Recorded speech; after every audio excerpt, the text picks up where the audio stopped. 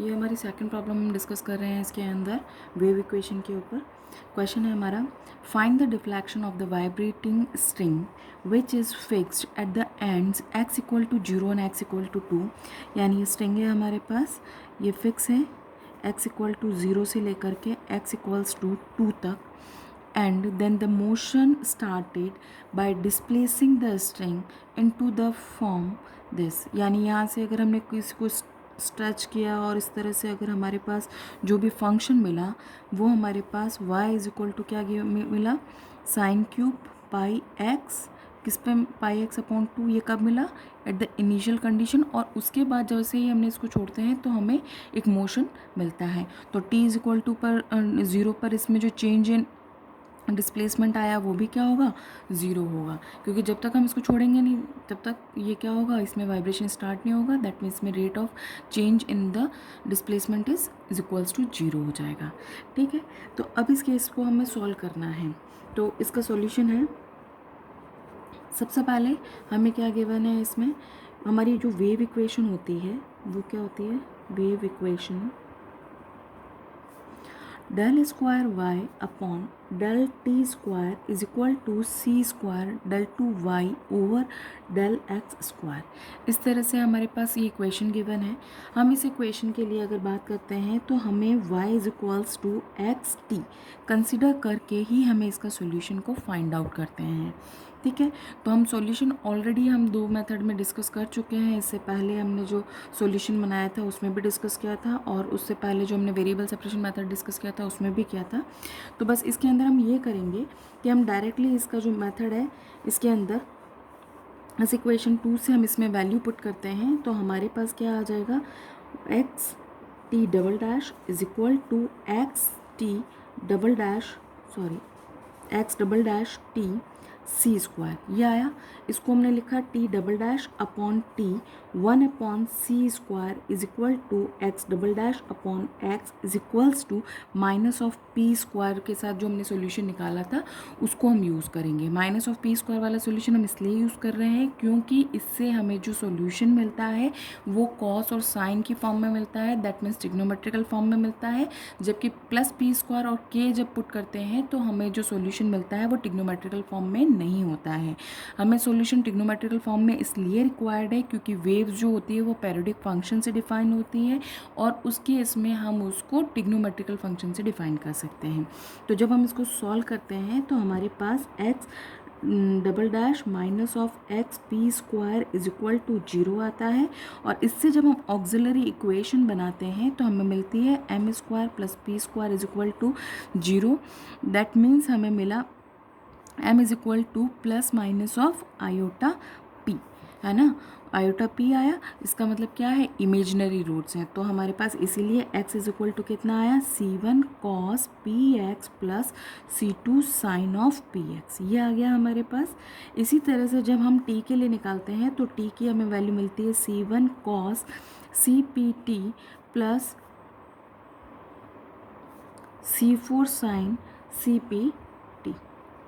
ठीक है, तो अब हम वैल्यू पुट करते हैं तो हमारे पास जो सॉल्यूशन आता है y of x comma t is equal to हमें मिलता है c1 cos ऑफ px plus c2 sine of px multiplied by c3 cos cpt plus c4 sine cpt।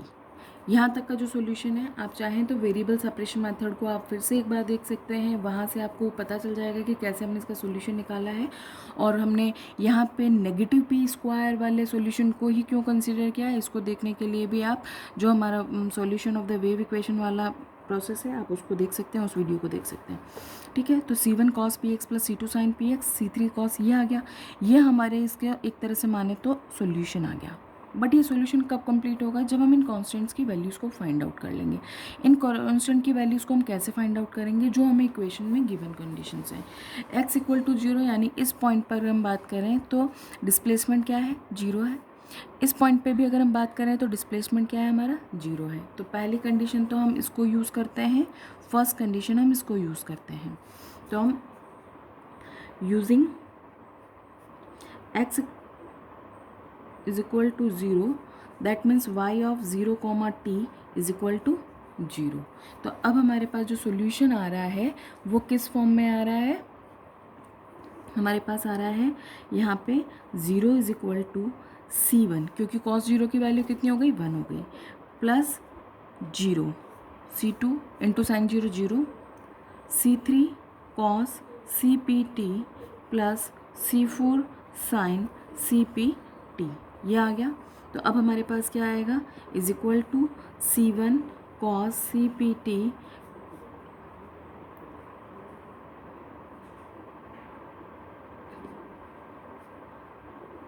Is equal to C1 plus C4 sine CPT। अब इसमें अगर हम बात करें तो ये जो पूरा फंक्शन है ये टी पर डिपेंड कर रहा है। तो इस केस में यहाँ पे अभी हमें इसमें से इस इक्वेशन यानी इज इक्वल टू 0, ये इक्वेशन हमारी तभी सेटिस्फाई होगी जब हमारे पास C1 की वैल्यू 0 हो। दैट मीन्स यहाँ से हमें क्या मिला, C1 इज इक्वल टू 0 मिला। इस C1 को हमें क्या करना है, पुट करना है इन इक्वेशन नंबर 3 में। तो इक्वेशन हमारी किस फॉर्म में आ गई, y of x, t is equal to हमारे पास क्या आया, C1 की वैल्यू 0 पुट किया तो आपके पास क्या आया, C2 sine of px, C3 cos CPT plus C4 sine CPT, ये आ गया आपके पास। अब इसके बाद हमें क्या करना है कि हमने इसको सॉल्व करने के लिए सेकंड कंडीशन, यानी हमने अब इस कंडीशन को यूज़ किया, ये हमारी क्या हो गई, सेकंड बाउंड्री कंडीशन। तो सेकंड बाउंड्री कंडीशन क्या है, using y of 0, t is equal to 0 at x equals to 2 in equation number, हम हर बार को हर इक्वेशन को मार्क करते जाएंगे, क्योंकि जैसे जैसे हमें कांस्टेंट की वैल्यूज़ मिलती जाएगी वैसे वैसे हम परफेक्ट सॉल्यूशन के लिए मूव करते जाएंगे इन इक्वेशन नंबर 4। तो अब आपको क्या किया, आपने x की जगह 2 पुट करना है और अदरवाइज 0। तो यहाँ पे इसकी वैल्यू हो गई 0 is equal to C2 sine of 2p C3 cos CPT plus C4 sine CPT, ये आया। अब एक बार मैं फिर से आपको क्लियर कर लूँ कि जब हम कांस्टेंट की वैल्यूज़ निकालेंगे तो ये पूरी इक्वेशन हमारी अब कब सेटिस्फाई होगी, उसके लिए हम चेक करते हैं। तो जैसे हमारे पास सॉल्यूशन, इसका जनरल सॉल्यूशन एक तरह से ये आया विदाउट, अगर बाउंड्री कंडीशंस बात करते हैं तो उस केस में अगर हमें यहाँ पे C1 की वैल्यू अगर 0 हो गई है ना, तो इसका मतलब क्या होगा, C2 की वैल्यू नॉट इक्वल टू 0 होगी। और अगर हमारे पास इन दोनों में से किसी एक की वैल्यू 0 होगी तो अदर कांस्टेंट क्या हो जाएगा, उसी तरह से नॉट इक्वल टू 0 की फॉर्म में हो जाएगा। तो इसका मतलब यहाँ पे C2 तो क्या होगा, नॉट इक्वल टू 0। ये पूरी टर्म अभी 0 नहीं हो सकती क्योंकि यहाँ पे t के लिए कंडीशन लगेगी। तो बच्चा क्या, साइन 2p यही 0 हो सकता है। तो हमने इसको लिखा sine 2p is equal to 0। Sine 2p की वैल्यू 0 कब होती है, जब हमारे पास साइन 2p किसके बराबर हो, n पाई के, is equal to sine of n pi. तो हमारे पास यहाँ से क्या आएगा, p is equal to n pi upon 2।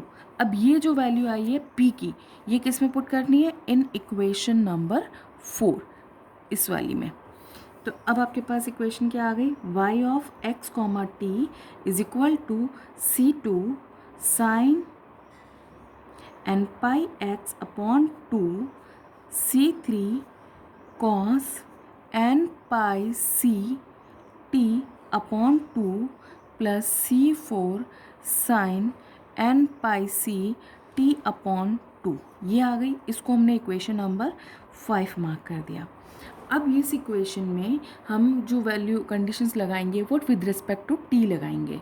तो t के लिए हमारे पास जो कंडीशंस आएंगी, हम इसको इस तरह से भी लिख सकते हैं कि मोस्ट जनरल सॉल्यूशन के फॉर्म में अगर हम इसे लिखना चाहें तो भी लिख सकते हैं, और पहले अगर हम कंडीशन लगाना चाहें तो वो भी लगा सकते हैं। तो इस बार हम इसमें कंडीशन क्या लगा रहे हैं, del y over del t is equal to 0 when t is equal to 0।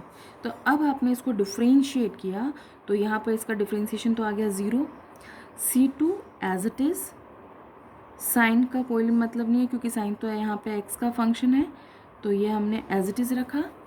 अब हमारे पास यहाँ देखते हैं, हम इसको लिखते हैं C3 cos का क्या हो गया साइन, कॉस का डिफ्रेंसिएशन क्या हो गया साइन, साइन जीरो, क्योंकि t is equal to zero पर बात कर रहे हैं तो साइन जीरो की वैल्यू क्या होती है जीरो, यानी ये फंक्शन क्या हो गया जीरो, प्लस C4 साइन का डिफ्रेंसिएशन किया तो कॉस आया, और कॉस में जब आपने वैल्यू पुट की तो उसकी वैल्यू कितनी आ गई 1 आ गई, और यहाँ पे आपके साथ डॉट कितना आ गया n πc/2 ये आ गया।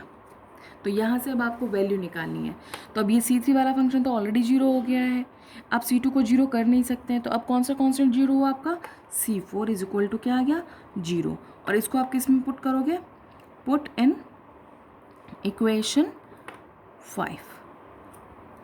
5 में पुट किया आपने, तो अब आपके इक्वेशन नंबर 5 किस फॉर्म में आ गई, y of x comma t is equal to C2 sign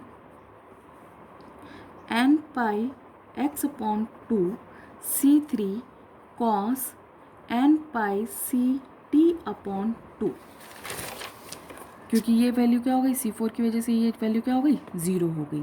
तो अब हमारे पास ये आ गया, इसको हम और रीअरेंज करके लिखना चाहें तो ऐसे लिख सकते हैं is equal to C2 C3 sine n pi x/2 cos n pi CT/2, और हम इसको जनरल फॉर्म में लिखना चाहें तो लिख सकते हैं summation of bn sine of n pi x/2 cos n pi CT/2। इसको जनरल फॉर्म में हम लेकर के कब सॉल्व करते हैं, जब हमारे पास जो y की वैल्यू है ये अगर हमारे पास 2 टर्म में या 3 टर्म में गिवन हो, तो अब हमारे पास हमने इसको इक्वेशन नंबर क्या मार्क कर दिया 6 मार्क कर दिया। अब हमारी एक कंडीशन बचती है वो ये वाली y is equal to sine cube pi x/2। तो अब क्या करेंगे, using y of x comma 0 is equal to क्या है आपके पास साइन क्यूब पाई x/2, क्या हुआ ये t इज इक्वल टू 0 पर, इसलिए हमने इसको ऐसा लिखा है। तो हमारे पास इसकी वैल्यू हमने पुट कर दी इन इक्वेशन 6, तो आपके पास कितना आया sine cube pi x/2 is equal to summation of bn sine n pi x/2, क्योंकि t 0 था तो कॉस वाली टर्म क्या हो गई 1 हो गई, ठीक है। अब साइन क्यूब वाली टर्म को अगर हम इधर से कंपेयर करें इसके साथ तो पॉसिबल नहीं हो पा रहा है, क्योंकि यहाँ पे तो इसकी ऑर्डर 1 आ रही है और यहाँ पे 3 आ रही है, तो हम इसको कन्वर्ट करते हैं, इसको हम ऐसे भी लिख सकते हैं, साइन क्यूब थीटा को हम लिख सकते हैं 3 sine pi x/2 minus of sine 3 pi x/2, ये साइन 3 थीटा का फॉर्मूला लिखा है मैंने यहाँ पे, divide by 4 is equal to summation of bn sine n pi x/2, ये आ गया आपके पास। तो यहाँ पे अगर मैं लिखूँ इसको तो मैं यहाँ लिख भी देती हूँ आपके लिए, sine cube theta is equal to 3 sine theta minus of sine 3 theta divide by 4, ठीक है। हमने इसको यहाँ पे यूज़ किया है। तो अब हमें इसको कंपेयर करना हो तो हम कैसे करेंगे, फर्स्ट टर्म को कंपेयर कर रहे हैं इसके साथ, तो फर्स्ट टर्म जब हम कंपेयर करने जाएंगे तो यहाँ पे n इक्वल टू कितना अगर चेक करते हैं, यहाँ पे अगर n की वैल्यू 1 हो तो ये बनेगा साइन पाई x/2 की टर्म, है ना। तो b1 साइन पाई x/2 को अगर मैं इससे कंपेयर करूं तो इसको कैसे लिखूंगी मैं कि b1 की वैल्यू मेरे पास आई कितनी 3/4, 3/4, और मेरे पास n की वैल्यू कितनी है इस केस में 1। इसी तरह से मैं सेकंड, यहाँ पे मेरे पास कितना है 3, तो n की वैल्यू 3 के लिए मेरे पास b3 की वैल्यू कितनी आ गई -1/4। अब ये वैल्यूज़ ही मिल रही है मुझे, इसके अदरवाइज जो वैल्यूज़ हैं वो क्या है 0, इसका मतलब मेरे पास यहाँ पे क्या आ रहा है b2 b4 b5 और अदर जितनी भी वैल्यूज़ हैं वो क्या है सारी 0 हैं। तो इसको मैं कैसे लिखूँगी, y of x comma t is equal to, ये वैल्यूज़ आप किस में पुट कर रहे हो in equation 6, put in equation 6। तो हमारे पास कितना आया b1 पहली वैल्यू पुट किया 3/4, n की वैल्यू 1 पुट किया, यहाँ पे 1 पुट किया और यहाँ पे 1 पुट किया, आपको कितना मिला sine pi x/2 cos pi CT/2, पहले के लिए हुआ ये। अब हम पुट करेंगे n इक्वल टू 3, b2 तो 0 है, समेशन लगा हुआ है, तो प्लस b2 वाली टर्म प्लस b3 वाली टर्म प्लस b4 वाली टर्म, तो b2 0 था तो इसलिए वो 0 हो गया। फिर b3 वाली टर्म तो माइनस b3 की वैल्यू -1/4, n की वैल्यू 3, तो यहाँ कितना आएगा sine 3 pi x upon 2 cos of 3 pi c t upon 2। तो ये हमारे पास क्या आ गया, इसका कंप्लीट सॉल्यूशन आ गया, और इस कंप्लीट सॉल्यूशन को हम यूज़ करेंगे, ये हमारा सॉल्यूशन है। इसके नेक्स्ट वीडियो में हम एक और प्रॉब्लम डिस्कस करते हैं, और उसके बाद हम इस चैप्टर को कंप्लीट करने के बाद हम सॉल्यूशन ऑफ हीट इक्वेशन पे वर्कआउट करेंगे।